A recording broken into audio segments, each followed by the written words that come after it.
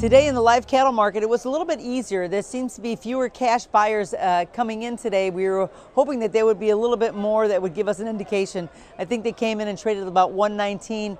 That's pretty much neutral from where we are. And oftentimes when we get news like this, that's kind of buy the rumor, sell the fact. That's exactly what happened. We see a lot of the deferred months a little bit easier.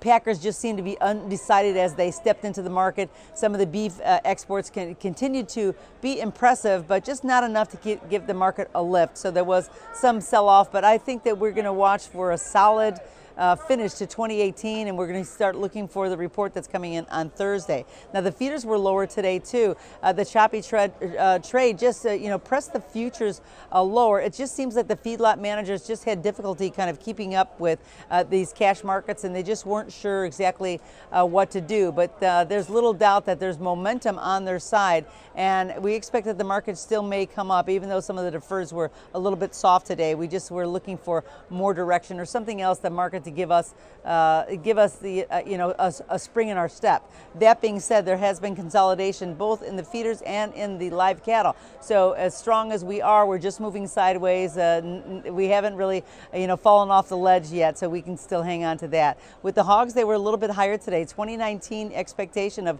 seriously strong global demand has the markets moving up. I know that the pork producers are really watching closely what's going to happen with the resolution of the U.S.-China trade war. So that being said, that'll be a big shot in the arm if we ever start to get to the bottom of this.